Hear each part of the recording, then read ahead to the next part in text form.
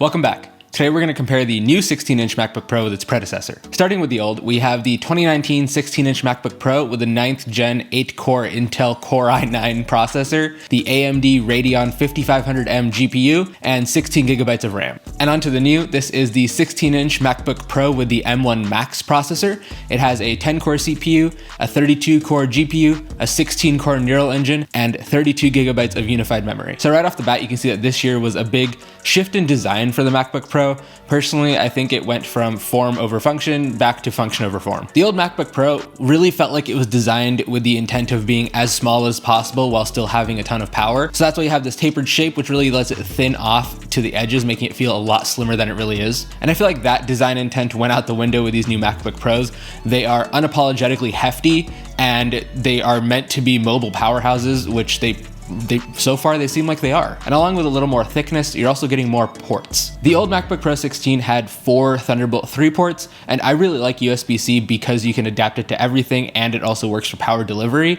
But the issue was you needed to adapt it to everything. I had a few different dongles and it was just kind of a pain. But with the new MacBook, you now have actual ports aside from just Thunderbolt because pros need ports.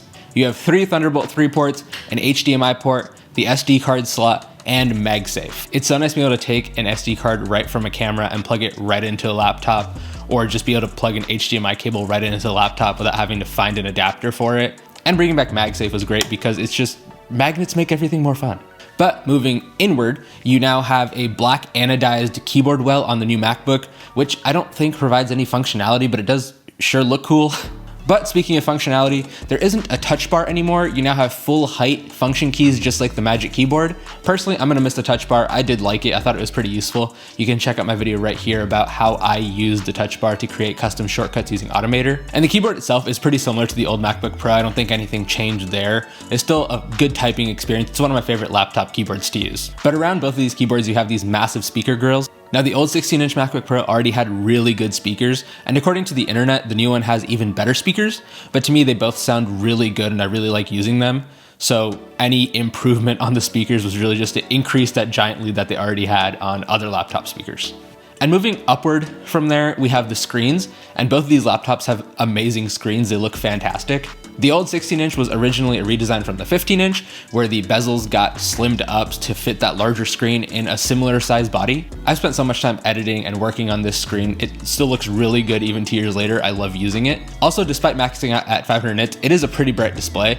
I would say it's perfectly fine unless you're like sitting outside directly in the sun. And I feel like this year they just took the screen and then went one step farther with it. The bezels are even thinner to get an even bigger 16.2-inch display. There's mini LED, which gives you a really nice HDR image when you're looking at HDR content. And ProMotion gives you adaptive refresh rates up to 120 Hertz. Compared to the old MacBook Pro, everything just feels like it moves faster. The animations are a little bit quicker and snappier, and it's just a better interaction with the computer. And yes, there is a notch at the top, and I wish it was perfectly in line with the menu bar. It's just a little bit smaller than it, but it does over time fade away into the background like it does on the iPhone. But moving on to my favorite part and possibly the best part of this new MacBook is the performance. Now, I'm not going to do any specific tests because there's plenty of Geekbench scores out there, but what I really wanted to compare between these two laptops was the export times in Final Cut, because I personally found that took forever on the old laptop. So I loaded up my last video and I hit go. It was about 5 minutes long. It has a few different titles, a couple different layers, and I was exporting it in 4K. So on the old Intel MacBook Pro,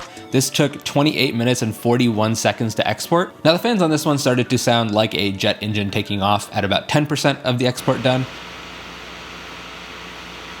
And they pretty much stayed there until about 15 minutes after I was done, and it finally cooled off enough to turn them off. But what really surprised me was the M1 Max did this export in 14 minutes and 22 seconds. The fans didn't turn on at all. Like, it was dead silent the entire time.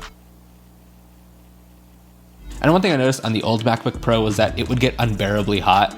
So I wanted to check how hot both of these got during the export. And I ended up measuring it right above the keyboard well, since I find that's where my hands sit when I'm using my laptop. And both of them measured to be anywhere between 35 and 37 degrees Celsius. I measured a few different times throughout the export. And the last thing I want to mention is the battery life, because it is so different between these two computers. The Intel MacBook Pro would last anywhere between all day when doing some light stuff like word processing, checking emails, things like that, to about an hour doing more taxing work like Final Cut Pro, After Effects, or Motion. And compared to that, the new MacBook Pro 16 has a fantastic battery life. It usually lasts most of a day, and I'd plug it in maybe once if I have to. Overall, these are both fantastic computers, but there are some definite advantages to Apple Silicon. Also, I'm working on a full video dedicated to the new MacBook Pro and all of my thoughts about it. Be sure to leave a comment down below if there's something you specifically want to see in that. But thanks for watching. Be sure to subscribe down below for more videos about tech, cameras, and making. Here's a video about making a CNC tool library using Coda, and here's a video that YouTube thinks you're gonna like the best.